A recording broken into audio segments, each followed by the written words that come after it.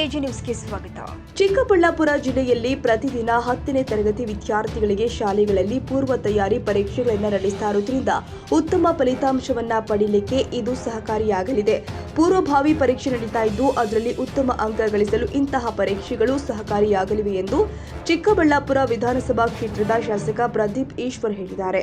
ಜಿಲ್ಲಾ ಪಂಚಾಯಿತಿ ಮತ್ತು ತಾಲೂಕು ಪಂಚಾಯಿತಿ ಚುನಾವಣೆ ಹತ್ತಿರವಾಗ್ತಾ ಇರೋದ್ರಿಂದ ನಾನು ಹಿರಿಯರ ಮಾರ್ಗದರ್ಶನದಲ್ಲಿ ಜಿಲ್ಲಾ ಪಂಚಾಯಿತಿ ಮತ್ತು ತಾಲೂಕು ಪಂಚಾಯಿತಿಗೆ ಹೋಗ್ತೀನಿ. ನನ್ನ ಮಾತು ಸಾಧನೆಯಾಗುವುದಕ್ಕಿಂತ ಸಾಧನೆ ಮಾತನಾಡುವಂತೆ ಮಾಡ್ತೀನಿ. ಹಕ್ಕಿ ಜ್ವರದ ಬಗ್ಗೆ ನೀವು ಯಾವುದೇ ರೀತಿ ಆತಂಕ ಪಡುವ ಅವಶ್ಯಕತೆ ಇಲ್ಲ. ನಾನು ಈಗಾಗಲೇ ಅದಕ್ಕೆ ಬೇಕಾಗಿರುವಂತಹ ಸೂಕ್ತ ವ್ಯವಸ್ಥೆ ಕಲ್ಪಿಸಿದ್ದೇನೆ.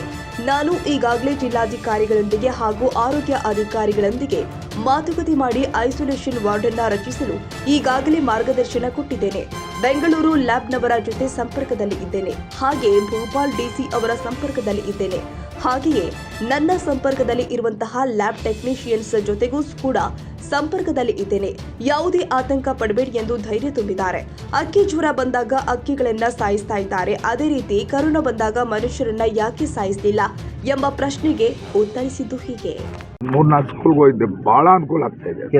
ಈಗ ಅಪ್ಪ ತುಂಬಾ ಅನುಕೂಲ ಆಗ್ತದೆ. ಸಿದ್ಧಾರ್ಥ ಹೋಗಿದ್ದೆ, ಈ ಕುಪ್ಪಳಿದಕ್ಕೆ ಹೋಗಿದ್ದೆ. ಗೌರ್ಮೆಂಟ್ ಶಾಲೆಗಳಲ್ಲಿ ಬಹಳ ಖುಷಿ. ಅವರು ಡೈಲಿ ಎಕ್ಸಾಮ್, ಡೈಲಿ ಪೇಪರ್ ಕಳ್ಸ. ನಮ್ಮ ಗ್ಯಾರಂಟಿ ಯೋಜನೆಗಳ ಅಧ್ಯಕ್ಷರು ಯಳವಳ್ಳಿ ರಮೇಶ್ ಅಣ್ಣ ಅವ್ರು ಹೇಳ್ದಂಗೆ ಜಿಲ್ಲಾಧ್ಯಕ್ಷರು ಡೈಲಿ SLCಗೆ ಎಕ್ಸಾಮ್ ಮಾಡ್ತಿರೋದ್ರಿಂದ 98ಕ್ಕೂ ಹೆಚ್ಚು ಎಕ್ಸಾಮ್ ಈಗ ಪ್ರಿಪರೇಟರಿನೂ ಬರೀತಿದ್ದಾರೆ.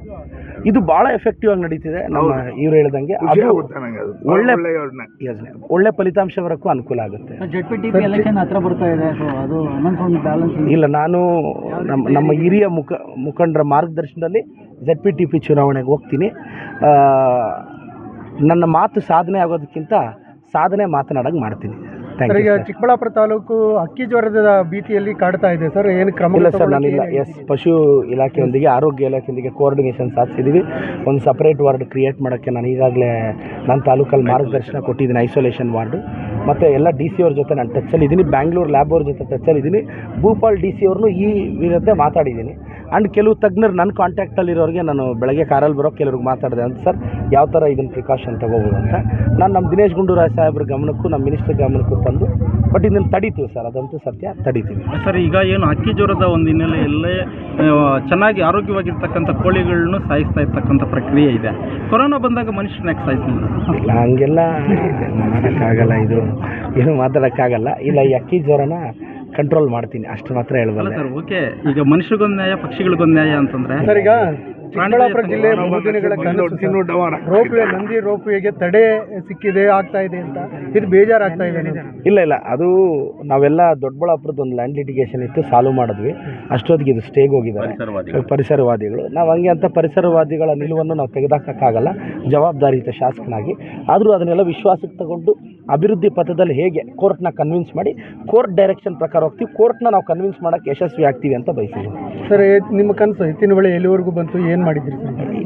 ನಾನು ಹೇಳಿದೆ 2027 ಡಿಸೆಂಬರ್ ಒಳಗೆ ತರ್ತೀನಿ ಅಂತ. ಮತ್ತು ಆ ಎತ್ತಿನೊಳೆ ಯೋಜನೆಯಲ್ಲಿ ನಮ್ಮ DK ಸಾಹೇಬರು ನನಗೊಂದು 6 ಕೋಟಿ ಕೊಟ್ಟಿದ್ರು. ಅಂದರೆ ಅದು ಪಾಸ್ ಆಗೋದ್ರಲ್ಲಿ ಈ ಊರಿಗೆ 20 ಲಕ್ಷ ಹಾಕಿದ್ದೀನಿ.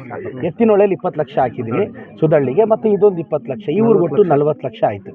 ಎತ್ತಿನೊಳೆ ಯೋಜನೆ 2027 ಡಿಸೆಂಬರ್ಗೆ ಎತ್ತಿನೊಳೆ ಗಂಗಾ ಮಾತೆಯನ್ನು ಚಿಕ್ಕಬಳ್ಳಾಪುರದ ಭೂತಾಯಿಯೊಂದಿಗೆ ಸ್ಪರ್ಶಿಸ್ತೀನಿ.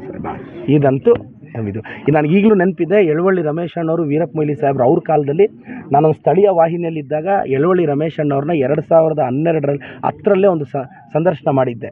ಎಷ್ಟು ವರ್ಷ ಇವತ್ತೇನು ಅಂದರೆ ನಾನು ಶಾಸಕನಾಗಿದ್ದಾಗ ಅದು ಬರ್ತಿದೆ. ಆವತ್ತು ಇದಕ್ಕೆ ಭಾಳಷ್ಟು ಜನ ಶ್ರಮ ಇದೆ. ವೀರಪ್ಪ ಮೊಯ್ಲಿ ಸಾಹೇಬರು, ನಮ್ಮ ಕಾಂಗ್ರೆಸ್ ಮುಖಂಡರು, ನಮ್ಮ ಯಳವಳ್ಳಿ ನಮ್ಮೆಲ್ಲ ಮುಖಂಡರು, ರಮೇಶ್ ಅಣ್ಣ ಹಿಡಿದು ಎಲ್ಲರೂ ಹಿರಿಯರು, ಅವ್ರ ಸಹಕಾರದಿಂದ ಬರ್ತಿದೆ. ಮೊದಲ ಕ್ರೆಡಿಟ್ ವೀರಪ್ಪ ಮೊಯ್ಲಿ ಸಾಹೇಬ್ರಿಗೆ ಹೋಗುತ್ತೆ. ಕನ್ನಡಿಗರ ಮೆಚ್ಚಿನ ನಿಮ್ಮ AJ 24/7 ನ್ಯೂಸ್ ಕನ್ನಡ ವಾಹಿನಿ ಇದೀಗ ಟಿವಿಯಲ್ಲಿ ಲಭ್ಯ. ಈ ವೇಳೆ ನೋಟಿಸ್ ಕೊಟ್ಟಿದ್ರೆ ವಾಪಸ್ ತಗೋತೀವಿ. ಇವತ್ತು ವಕ್ಫ್ ಪ್ರಾಪರ್ಟಿ ಅಂತೇಳಿ ಬರ್ತದೆ ಅಂತ ಹೇಳಿದ್ರೆ ರೈತರು ಬೀದಿಗೆ ಬಂದ್ರೆ ಏನು ಮಾಡಬೇಕಾಗುತ್ತೆ? ಯಾರು ವೋಟ್ ಹಾಕಲಿಲ್ಲ ಅಂದ್ರೆ ಗ್ಯಾರಂಟಿನೆಲ್ಲ ಸ್ಟಾಪ್ ಮಾಡ್ಬಿಡ್ತೀವಿ.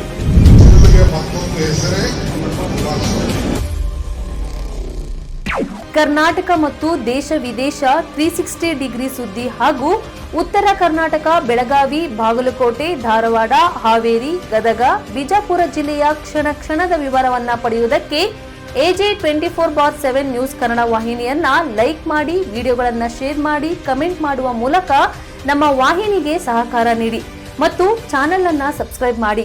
ಧನ್ಯವಾದಗಳು.